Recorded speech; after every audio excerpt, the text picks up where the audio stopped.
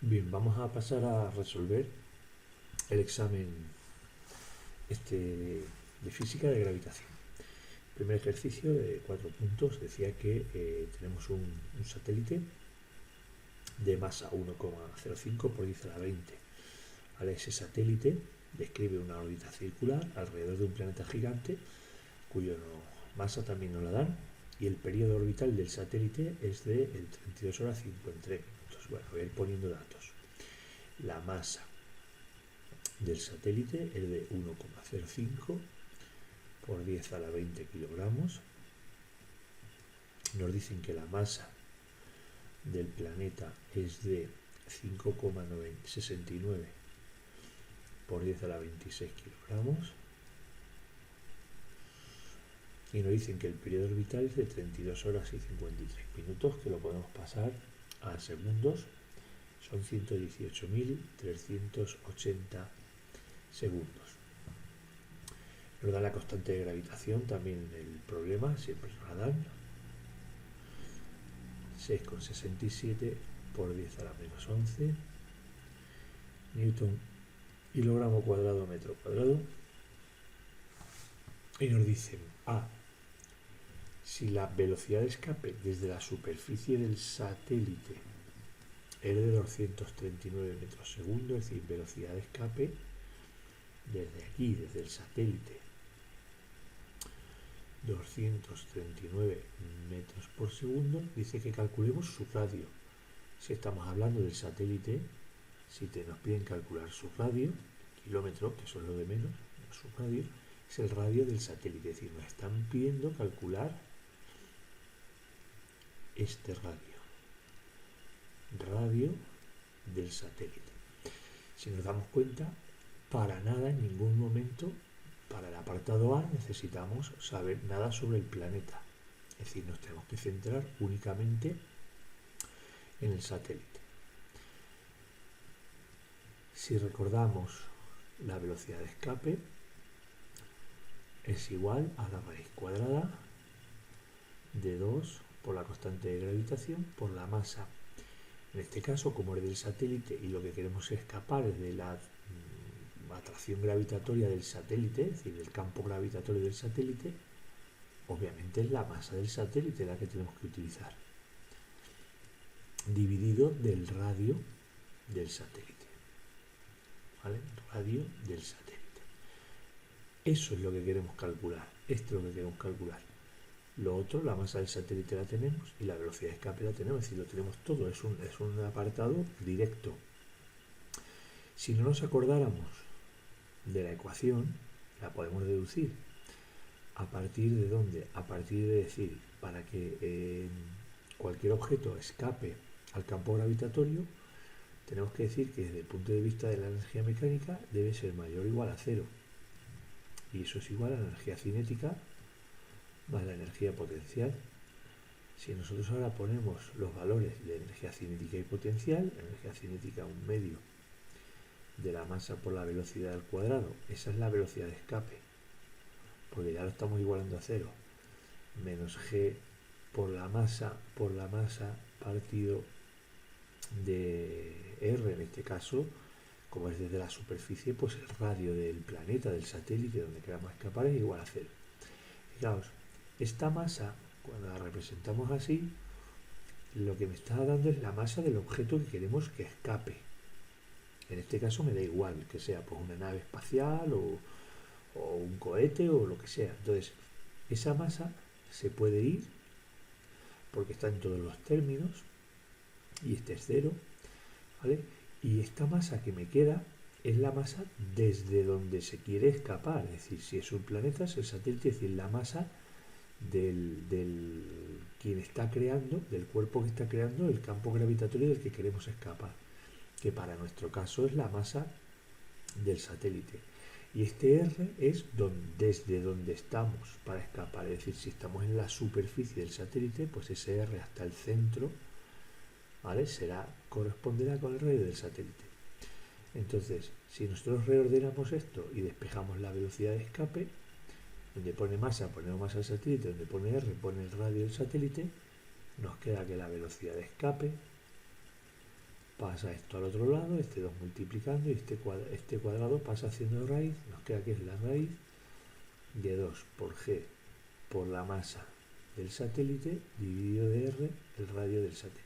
Bueno, pues esa, si os dais cuenta, es esta expresión. ¿Vale? Eso es por si acaso no nos acordamos, no lo sabemos de memoria o lo que sea. Una vez que ya sabemos qué expresión tenemos que utilizar, como queremos calcular el radio del satélite, lo que hacemos es despejar. ¿Vale? Esto pasa aquí al cuadrado, velocidad de escape al cuadrado será igual a 2 por g por la masa del satélite partido del radio del satélite, y si despejo esto, me queda que el radio del satélite es igual a 2 por g por la masa del satélite partido de la velocidad de escape al cuadrado. Sustituyo los valores. El radio del satélite será 2 por 6,67 por 10 a la menos 11 newton por metro cuadrado partido kilogramo cuadrado. Esto lo he puesto al revés antes. Bueno, newton por metro cuadrado partido kilogramo cuadrado por la masa del satélite.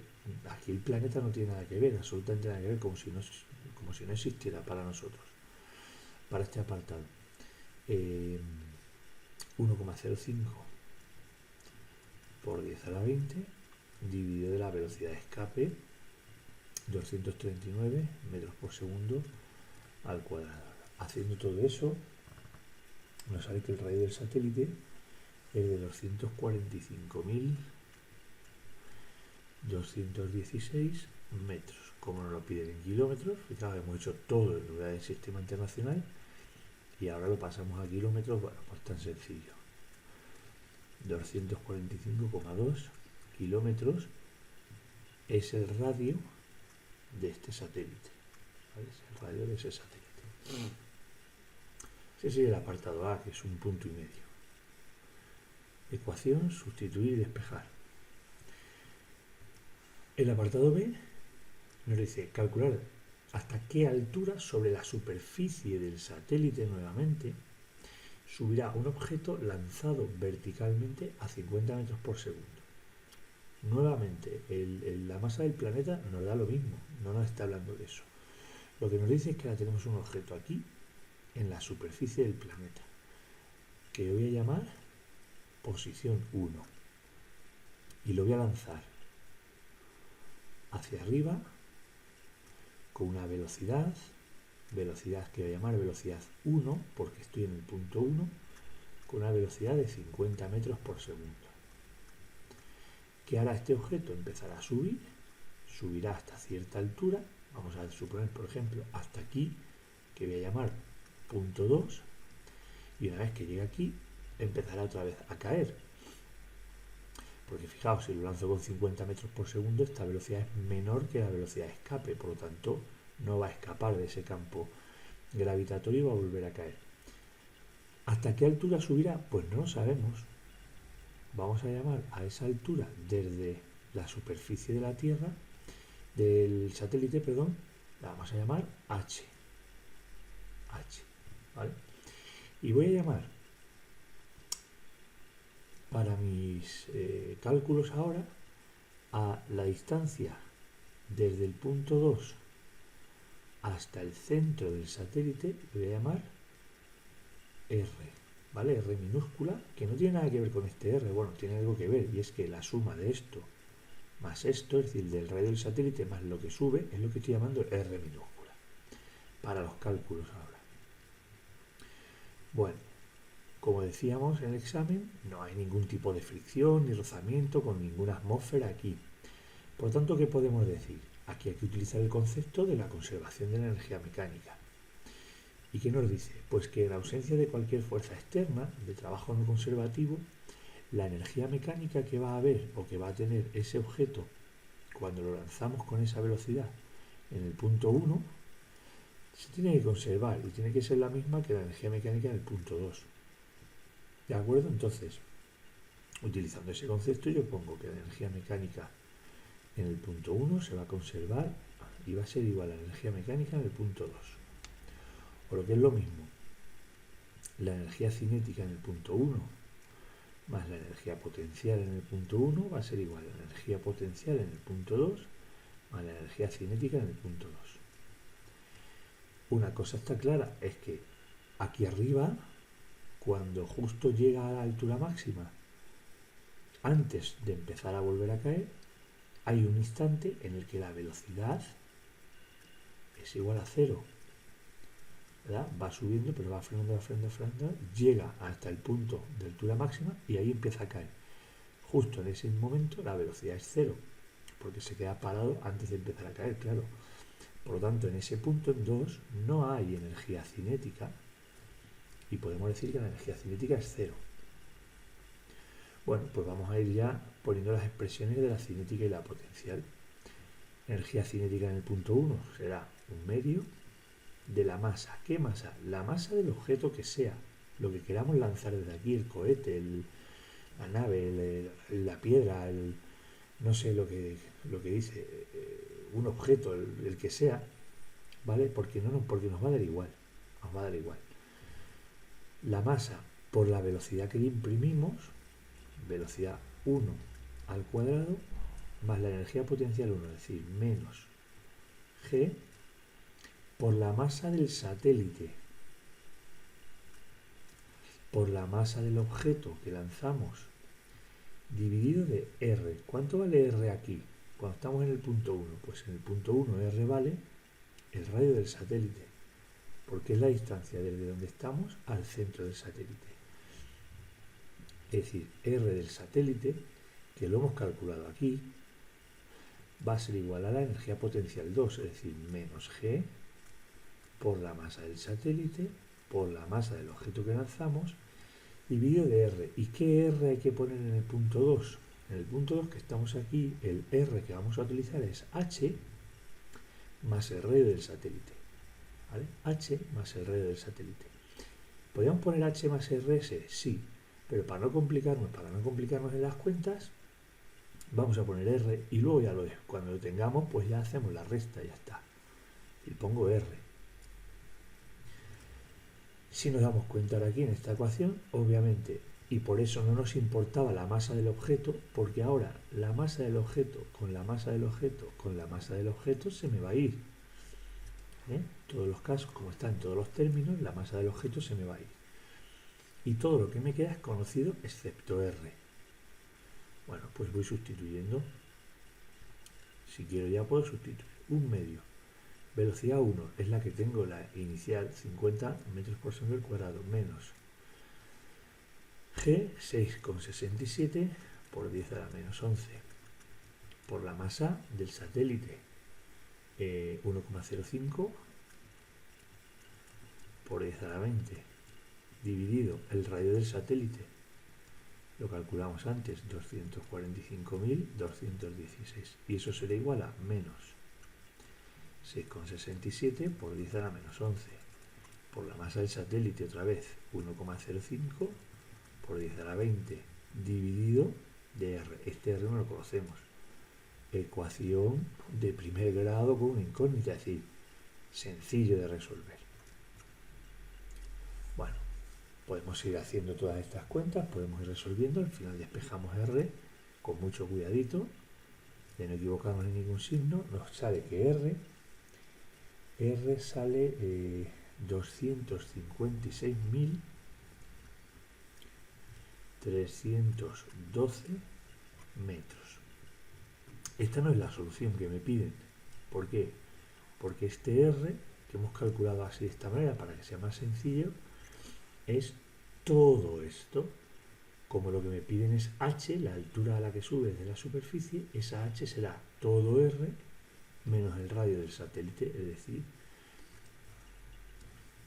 calculo aquí abajo, H, que es lo que sí que me están pidiendo, será este R, que es el total, menos el radio del satélite, 256.312 menos 245.216 metros. Si hacemos esa diferencia, nos sale 11.095, si he hecho bien los cálculos, 0,7 metros. Esa es la altura h a la que subirá el objeto, y una vez que ha llegado ahí volverá otra vez a caer, obviamente porque no has conseguido escapar del campo gravitatorio. ¿Vale? Bueno, pues esos serían los dos primeros apartados. Esos dos primeros apartados ya sumaban 3 puntos del examen. Y la masa del planeta y el planeta todavía no ha entrado en juego, porque los dos primeros apartados solamente hacen referencia a estos dos, o sea, al satélite. Ahora, tercer apartado. Nos dice, calcula en kilómetros por segundo. Bueno, me da igual el resultado como me lo pidan, no me da igual, pero en principio yo siempre trabajo únicamente con el sistema internacional, ¿vale? Metros por segundo.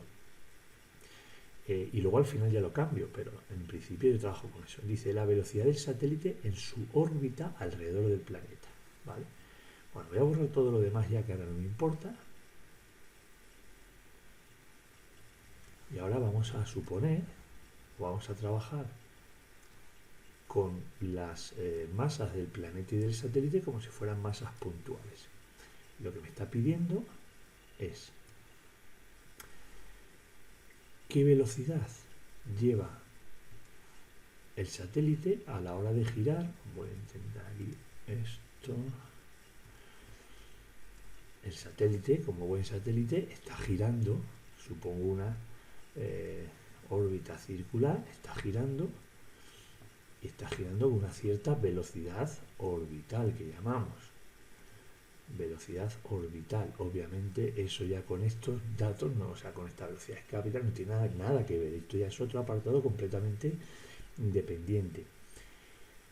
¿Cómo calculamos esa velocidad orbital? Bueno, pues esa velocidad orbital la vamos a calcular utilizando la siguiente expresión, y es que el concepto es el siguiente: la fuerza centrípeta en módulo va a tener que ser igual a la fuerza gravitatoria que siente el satélite con respecto al campo gravitatorio creado por el planeta en módulo. Es decir, se tienen que igualar esas dos.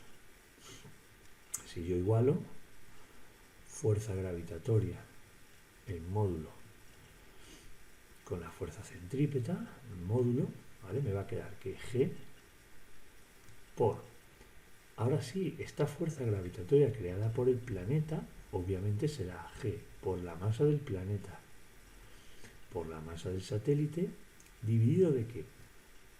Dividido de la distancia que separa los centros, es decir, dividido de este nuevo R, ¿vale? Que ya es independiente a estos apartados. Ahora esto ya está terminado, esto ya no nos interesa. Volvemos a llamar R ahora a esta distancia, que es lo que podemos decir distancia orbital del centro del planeta al centro del satélite.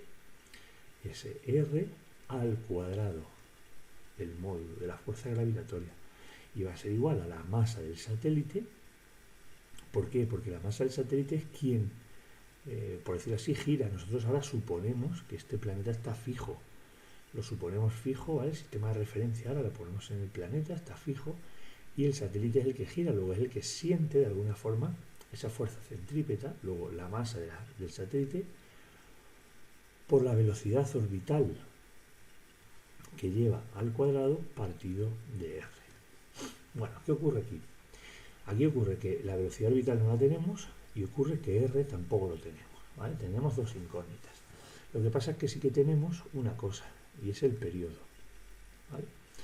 Entonces, ¿qué puedo hacer? Donde pone esta velocidad, yo voy a poner el valor del periodo, ¿de acuerdo? O sea, es decir, la velocidad en función de ese periodo, y voy a empezar a operar. ¿Por qué? Porque lo primero que tengo que sacar es R y después ya saco la velocidad. ¿Se puede hacer de otra manera? Claro que se puede hacer de otra manera, ¿vale? Utilizando la expresión de la tercera ley de Kepler, pero bueno, eso ya cada una que lo haga como quiera. Si yo digo que esta masa del satélite y esta masa del satélite se me va, y yo digo que este cuadrado con este R se me va, me queda que G por la masa del planeta partido de R es igual a la velocidad al cuadrado. Tengo dos incógnitas, pero como la velocidad yo puedo poner que es 2 pi r partido del periodo, el periodo lo tengo y me vuelve a aparecer r, que es esta r. Luego esas dos incógnitas se me convierten en una sola. Digo que G, esta G me sale un poco, bueno, por la masa del planeta partido r va a ser igual. V, donde pone V pongo todo esto, y como está al cuadrado pues ya voy sustituyendo. 2 al cuadrado, 4, pi al cuadrado, r al cuadrado, partido t al cuadrado. Ya hemos convertido esto que teníamos dos incógnitas, gracias a este sistema de ecuaciones, en este que tenemos una sola incógnita. Reordenamos los términos y despejamos la r. R, que pasaría aquí como r cubo, al despejarle se me queda como la raíz cúbica de g por m por el periodo al cuadrado, esta es la masa del planeta, dividido de 4 pi cuadrado. Son todos términos conocidos. Nos quedará, por lo tanto, raíz cúbica de 6,67 por 10 a la menos 11 por la masa del planeta, que ahora ya sí que hay que utilizarla, 5,69 por 10 a la 26, por el periodo, que lo sacamos por ahí en segundos, que era 118.380 al cuadrado, dividido de 4 pi cuadrado. Eso nos sale un valor de R de 2,38 por 10 a la 8 metros. Esa es la distancia orbital, ¿vale?, entre los centros. Y ahora, una vez que tenemos R, lo metemos aquí, ¿vale? Como tenemos el periodo, tenemos R y 2pi. Al meterlo ahí, sacamos la velocidad orbital, que es lo que nos está pidiendo el problema, será 2 por pi por este R que acabamos de calcular, 2,38 por 10 a la 8, dividido el periodo, que es 118.380.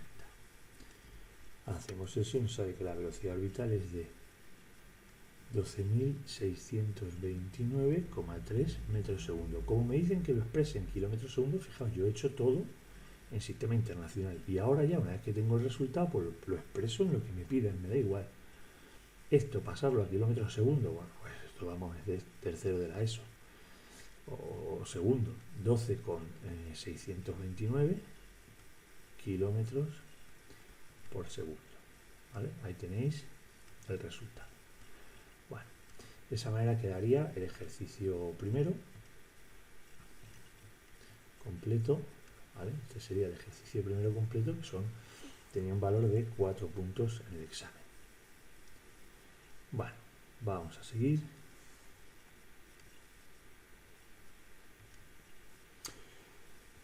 El apartado 2, que es una cuestión con dos cuestiones dentro de ella, dice: supongamos que el rayo del Sol aumenta, aunque sin variar la masa. Bueno, por lo que sea. De hecho, dicen que cuando una estrella como el Sol pues llegue a su fin, pues irá aumentando, aunque no variará la masa, pero aumentará su radio. Bueno, dice A, ¿cambiará la velocidad de escape desde el Sol? Bueno, pues fijaos, en el ejercicio anterior calculábamos la velocidad de escape, que es la raíz de 2 por la constante gravitacional por la masa, en este caso, ¿de quién? De donde queremos escapar. La velocidad de escape desde el Sol, o será la masa del Sol, dividido del radio del Sol. ¿Vale? 2. Esta es la expresión de la velocidad de escape. ¿Cambiará la velocidad de escape? Bueno, pues 2 es una constante, G es una constante. La masa del Sol dice que no cambia, luego será una constante. ¿Pero qué va a ocurrir? Que el radio va a aumentar. Si el radio del Sol aumenta, ¿qué le pasa a esta expresión? Que como el radio del Sol está dividiendo, al ser un número mayor, esta expresión será un número menor y su raíz, pues obviamente un número menor. Luego, la velocidad de escape disminuirá. Ya está, no hay que decir nada más. Luego la velocidad de escape disminuirá porque aumenta el radio del Sol, que es un factor que afecta a la velocidad de escape. Y ahora dice, ¿cambiaría la órbita de la Tierra? Bueno, si miramos la expresión que nos afecta al radio orbital, nos vamos nos podemos ir a la ecuación que deducíamos antes, ¿vale? Nos podemos ir a esta ecuación de aquí, que la hemos sacado en el ejercicio anterior, la podemos volver a deducir, y ese radio orbital, ¿qué es lo que nos están pidiendo? La órbita. Cuando habla de la órbita, es ese radio, es decir, esa distancia a la que está orbitando la Tierra. Si este es el Sol, bueno, pues aquí está la Tierra, pues a esta distancia a la que orbita del centro, ¿vale? Esa R, si ahora el Sol se hace más grande, su centro sigue estando en el mismo sitio, obviamente, se hace más grande, aunque no varía la masa, es decir, aumenta el radio del Sol, pero no la masa, y hemos dicho que R es la raíz cúbica de G por M por el periodo al cuadrado partido de 4pi cuadrado, nos damos cuenta la dependencia aquí de esta distancia orbital es con la masa, pero la masa no varía, es una constante, y lo demás tampoco varía. Por lo tanto, no varía. Al aumentar el radio del Sol, R, lo que es la distancia orbital, no cambia, no cambiará. ¿Vale? Es decir, utilizando y conociendo las expresiones que incluso hemos deducido en el ejercicio anterior, nosotros podemos llevar a cabo el razonamiento que nos están pidiendo aquí, que es un punto cada uno. Ahí lo tenemos, uno y otro. Bien, siguiente ejercicio. Dice, tenemos 3 masas puntuales colocadas como indica el dibujo. Dice, el lado de ese cuadrado mide 100 metros. ¿Vale? Por lo tanto, bueno, pues yo veo que aquí desde M1, bueno, hablo del punto P1 ya. Este punto P2 pues, no nos va a interesar para nada en ningún momento del ejercicio. De aquí a aquí, ¿vale? Como son 100 metros, van a ser 50 y otros 50 metros porque estamos justo en el medio del lado del cuadrado. Dice que representemos gráficamente el campo gravitatorio generado por las 3 masas. Vamos a representarlo gráficamente y lo vamos a calcular. Nos dicen que la masa 1 es 2,5 millones de toneladas. A ver, aquí no podemos fallar. 2,5 millones de algo es 10 a la 6 y toneladas sabemos que es 10 a la 3 kilogramos, una tonelada. Por lo tanto sería 2,5 por 10 a la 9 kilogramos. Si la masa 2 me dicen que es el doble de la masa 1, la masa 2 son el doble, que serán 5 por 10 a la 9 kilogramos, y la masa 3 serán 7,5 por 10 a la 9 kilogramos. Bueno, ese es el valor de las masas. Voy a representarlo primero, el campo gravitatorio que se generará.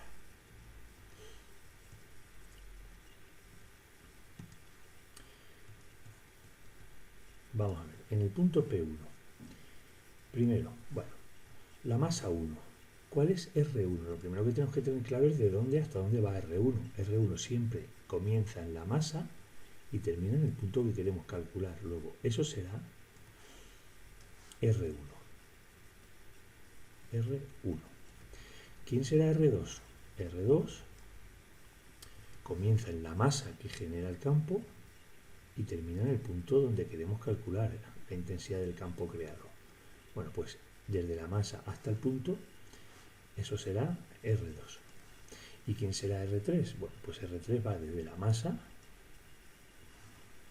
hasta el punto. Ese será R3.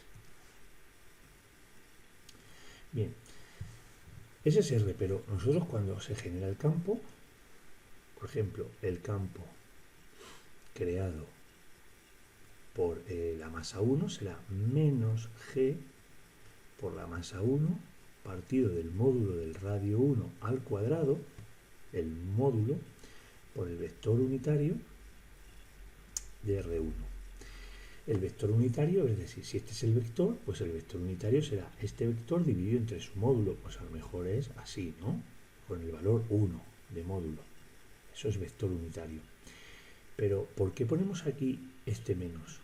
Este menos es porque la atracción gravitatoria, la atracción gravitatoria siempre es atractiva, ¿vale? La interacción gravitatoria siempre es atractiva. Por lo tanto, el campo creado por esta masa en este punto va a ir ¿hacia dónde? Va a ir hacia la masa. Luego, esto será G1. El campo creado por G2 irá hacia la masa, por la misma razón. Y en este caso, el módulo será el doble, porque la masa 2 es el doble, por lo tanto será más o menos así, y el doble más o menos así. ¿Vale? Ese será G2, que si os dais cuenta, bueno, pues el resultante de estos dos vectores será otro vector que tendrá más o menos así por la suma de los dos. Esto sería G1 más G2. ¿Y G3 hacia dónde va a ir? Pues G3 obviamente va a ir hacia acá. Bueno, va a salir un poco chungo el vector, pero va a ir hacia, obviamente de manera atractiva, hacia M3. ¿Vale? Eso será G3. Entonces, sumando los tres vectores, G1 más G2 me da esto, y ahora el resultante de los dos más el tercero, pues me va a dar otro vector resultante, que va a ser el resultante total, ¿vale? Que será este de aquí. Ese será G total o GP o G, como queramos llamarle, ¿vale?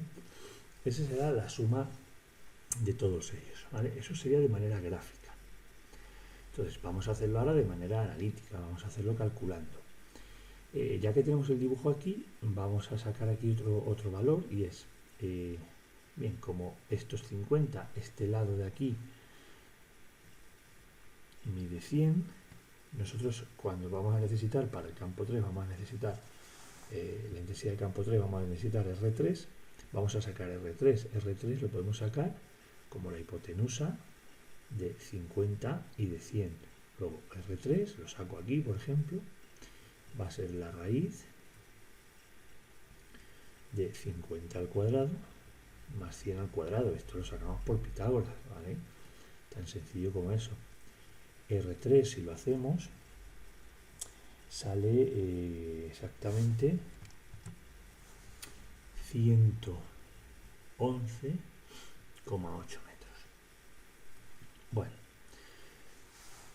vamos a ir poniendo ya datos y lo vamos a ir resolviendo analíticamente.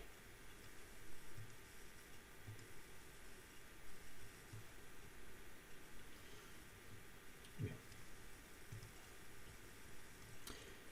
G1, bueno, lo hemos puesto aquí, pero lo vuelvo a poner. G1 será menos G por la masa 1 dividido de R1 al cuadrado por el vector unitario 1, que ahora veremos cuánto es. G2 será menos G por la masa 2 partido de R2 al cuadrado por el vector unitario 2, que ahora veremos quién es, y G3 será menos G por la masa 3 partido de R3, el módulo al cuadrado, por el vector unitario 3. Bien. Y ahora voy a sacar ¿cuánto es el módulo de R1? Bueno, pues no sé, lo voy a hacer, por ejemplo, aquí a la derecha, en otro color. R1 va a ser 50. ¿Cuánto va a ser R2? 50 también. ¿Y cuánto va a ser R3? Lo hemos calculado aquí, 111,8. Luego los módulos los tenemos. Y ahora, ¿quiénes son los vectores unitarios? Vector unitario 1. Ya hemos dicho 1000 veces. Si este es R1, es decir, tenemos un vector que es horizontal hacia la derecha. El vector unitario es I. Estamos, por decir así, en el eje X y hacia la derecha, porque el vector va desde la masa hasta el punto, va hacia la derecha, luego es I. ¿Quién es el vector unitario 2? Pues estamos en este punto y vamos hacia la izquierda. Luego, horizontal y hacia la izquierda, el vector unitario es menos i. ¿Y quién será el vector unitario de 3? Bueno, pues este es un poco más complicado, pero lo podemos hacer. Vector unitario 3. Sabemos que para sacar el vector unitario necesitamos el vector, que en este caso sería R3, dividido entre su módulo. ¿Quién es el vector R3? Pues fijaos, estamos aquí y vamos hacia acá, es decir, vamos 50 unidades a la izquierda, o lo que es lo mismo, menos 50 en la dirección y, menos, porque vamos hacia la izquierda, más 100 unidades, 100 metros, 100 unidades en la dirección J, es decir, 100 hacia arriba, y es positivo porque vamos hacia arriba. Claro, ese es el vector, pero como es el vector unitario, para que sea unitario, para que su módulo de este vector valga la unidad, hay que dividirlo entre el módulo. Dividimos entre el módulo. ¿Quién es el módulo? Lo hemos calculado aquí, 111,8. Hacemos esto término a término y nos sale que el vector unitario es menos 0,45 en la dirección y más 0,89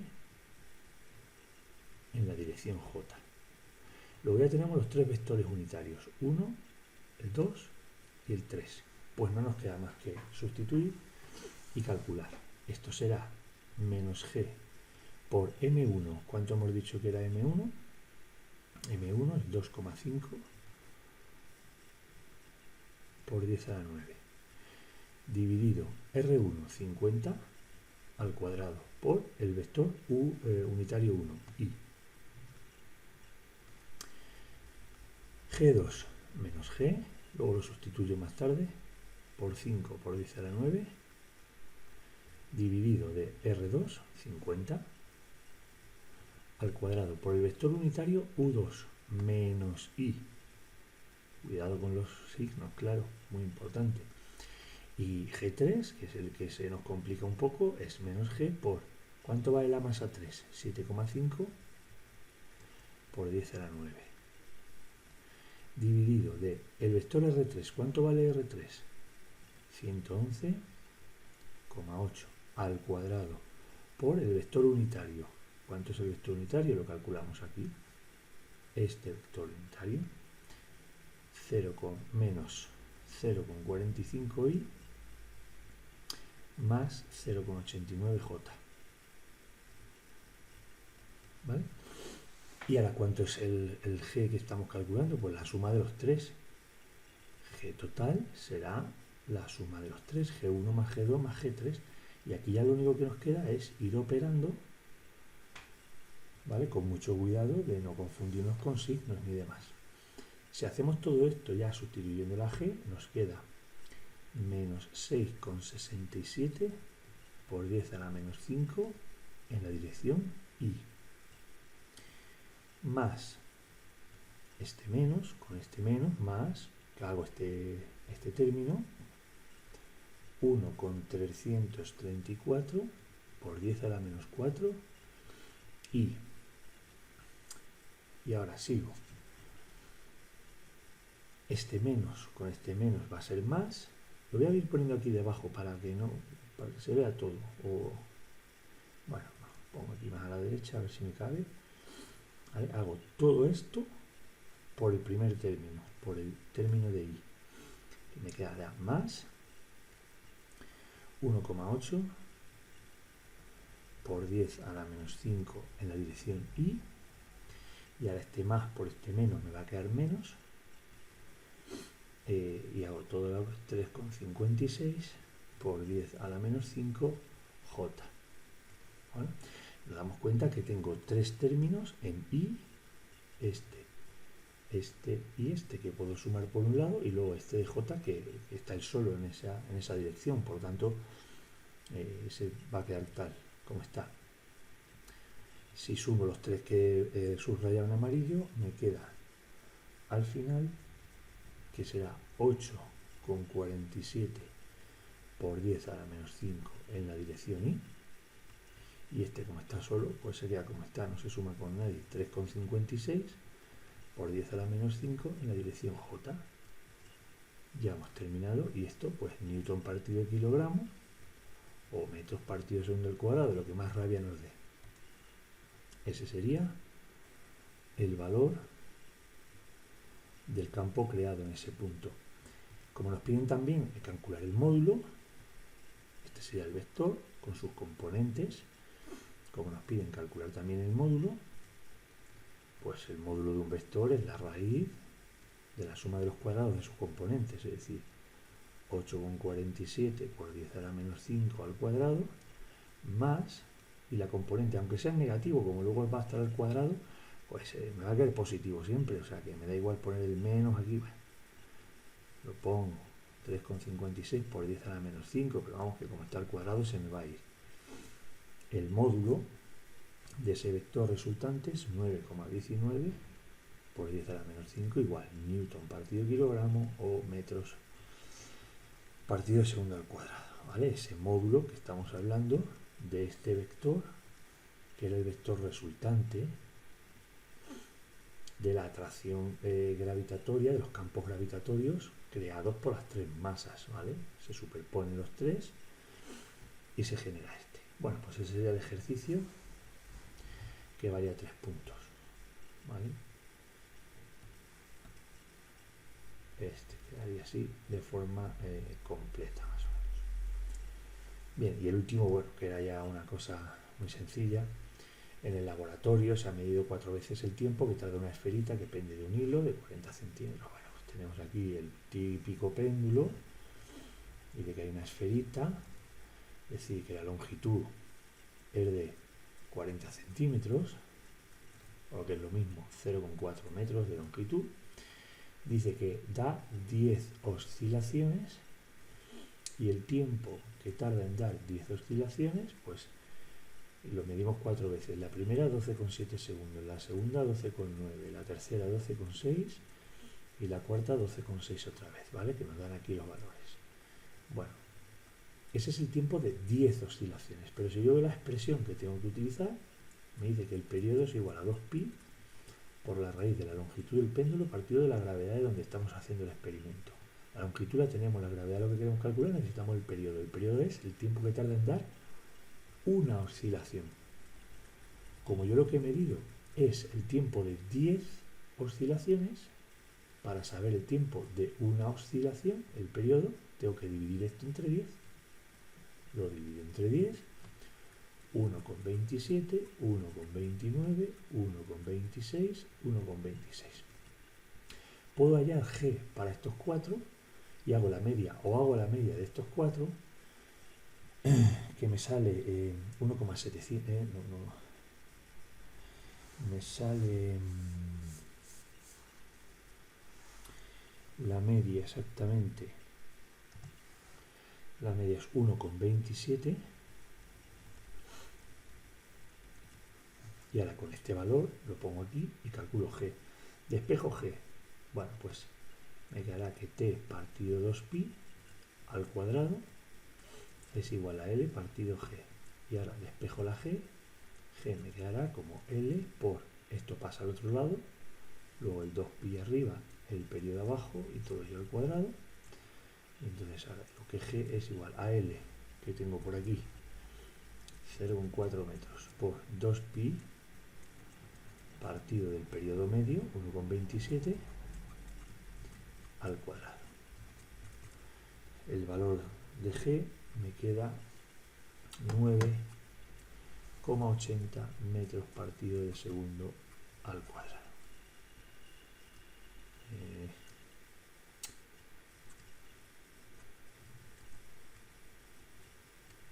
Bueno, pues esto era un punto que creo que es bastante sencillo de sacar. Simplemente, bueno, pues tenemos que recordar la expresión que nos lo relaciona, ¿vale? Bueno, pues ese sería. Nada, un saludo, hasta luego.